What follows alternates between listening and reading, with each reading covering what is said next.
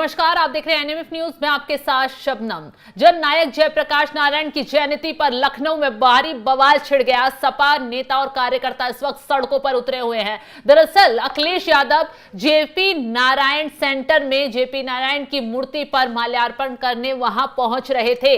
ऐसे में पहले ही यूपी पुलिस की तरफ से सिक्योरिटी टाइट की गई, टीन शेड लगाकर सेंटर को सील कर दिया गया और किसी को अंदर जाने की इजाजत नहीं दी गई, जिससे अखिलेश यादव बुरी तरह भड़क उठे और उन्होंने कार्यकर्ताओं के साथ सड़कों पर बवाल कर दिया। पहले तो जेपी नारायण की मूर्ति को उन्होंने कार पर रखकर सड़क पर ही माल्यार्पण किया और उसके बाद योगी सरकार पर आरोप लगाए कि योगी सरकार सपा नेताओं को, कार्यकर्ताओं को जेपी नारायण की मूर्ति तक पहुंचने पर से इसलिए मना कर रही है, इसलिए सेंटर को सील किया गया है क्योंकि वो उसे बेचना चाहती है। ऐसे में अब अखिलेश यादव जब सड़कों पर भारी हुजूम के साथ पहुंचे तो उन्होंने नीतीश कुमार से भी अपील कर दी कि आप जेपी नारायण के आंदोलन से निकले हुए नेता हैं और ऐसे में आपको मोदी सरकार के साथ गठबंधन तोड़ देना चाहिए। यानी कि अखिलेश यादव नीतीश कुमार से यह अपील कर रहे हैं कि वो मोदी सरकार का साथ छोड़ दे ताकि मोदी सरकार गिर जाए और वो अपने मकसद में कामयाब हो पाए। तो आगे कुछ बताएं, उससे पहले अखिलेश यादव का बयान सुनवाते हैं, उन्होंने क्या कुछ कहा।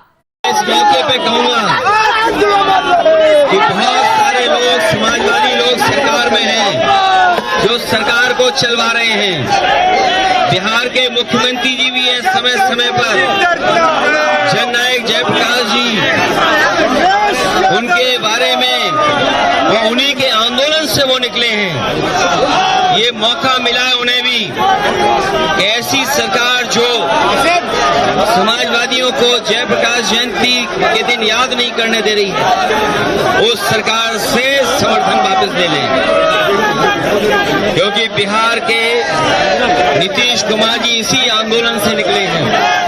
नायक जयप्रकाश जी के साथ रह करके उनके आंदोलन को उन्होंने मजबूत बनाया है। समाजवादी चिंतक जयप्रकाश जी, समाजवादी विचारक, आजादी की लड़ाई में भूमिका निभाने वाले, गांधी जी के साथ रह करके उस आंदोलन को और बढ़ाने वाले, ऐसे लोगों को आज हम सम्मान से रोक रहे हैं। लेकिन हम समाजवादी लोग जिस तरीके से सम्मान देते रहे उसी तरीके से सम्मान करते रहेंगे, क्योंकि नवरात्र है, त्योहार है, इसकी आपको बहुत बहुत बधाई देना चाहता हूँ। तो अखिलेश यादव के इस बयान के बाद अब जेडीयू नेता भड़क उठे हैं। जेडीयू नेताओं का कहना है कि अखिलेश यादव जिस तरीके के बयान दे रहे हैं उन्हें खुद को आत्ममंथन करना चाहिए कि उन्होंने कितने जेपी के जीवन मूल्यों को अपनाया है, कितने उनके सिद्धांतों पर आगे बढ़े हैं, जबकि नीतीश कुमार तो उनके सिद्धांतों पर आगे बढ़े हैं और उन्होंने उन्हीं के नियम कानूनों पर आगे भी बढ़कर अपनी राजनीति को आगे बढ़ाया है। लेकिन अखिलेश यादव सिर्फ अपने फायदे की राजनीति करते हैं और इसी तरीके के वो बयान दे रहे हैं। बता दें कि जेडीयू के जो प्रवक्ता हैं राजीव रंजन ने कहा है अखिलेश को गठबंधन तोड़ने की सलाह देने के बजाय खुद आत्ममंथन करना चाहिए। अखिलेश यादव ने जेपी के जीवन मूल्यों को किस हद तक अपनाया है, तो इसके साथ ही अब बवाल बढ़ता जा रहा है और अखिलेश यादव जो है जयप्रकाश अंतर्राष्ट्रीय केंद्र जाने से रोका गया है तो सरकार को सीधी चुनौती दे रहे हैं। कह रहे हैं देखते हैं कब तक पुलिस उन्हें यहां खड़े रहने देती है। पुलिस फोर्स हटते ही जेपीएनआईसी जाएंगे। अखिलेश यादव ने एक वीडियो भी जारी किया है जिसमें वो कहते नजर आ रहे हैं कि अब देखना ये होगा कि कब तक पुलिस उन्हें रोकती है।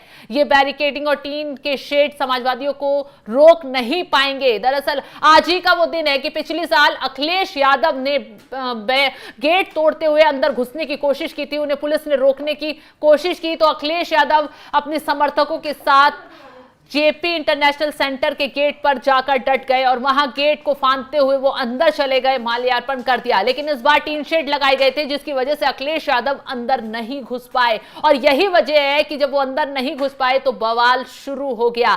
बता दें कि ये जेपी इंटरनेशनल सेंटर जो बनाया गया था वो 550 करोड़ की लागत से बनाया गया, उसमें अनियमितताएं पाई गई। अखिलेश सरकार के दौरान बन रहा था, लेकिन जब योगी सरकार आई उसमें जांच हुई तो अनियमितताएं पाई गई, उसके काम पर रोक लगा दी गई क्योंकि घोटाला सामने आ गया और उस वक्त से ये सेंटर ऐसा का ऐसा ही पड़ा हुआ है, इसमें आगे कोई काम शुरू नहीं करवाया गया है और यही वजह है कि योगी सरकार अखिलेश यादव को वहां जाने से रोक रही है क्योंकि अखिलेश जो है बार बार वहां राजनीति करने पहुंच जाते हैं, कभी गेट फाड़ते हैं तो कभी गेट पर जाकर हल्ला करने लगते हैं। ऐसा ही इस बार भी हुआ। देर रात जब उन्होंने वहां जाने के लिए इजाजत मांगी, उन्हें इजाजत नहीं दी गई, तो देर रात अखिलेश यादव अपने समर्थकों के साथ जेपी इंटरनेशनल सेंटर के गेट पर पहुंच गए, बवाल करने लगे, अंदर घुसने की जिद पर अड़ गए, लेकिन पुलिस प्रशासन ने अखिलेश यादव को अंदर जाने नहीं दिया। जिसके बाद खिसियाए अखिलेश यादव ने अब नीतीश कुमार से अपील कर डाली है कि नीतीश कुमार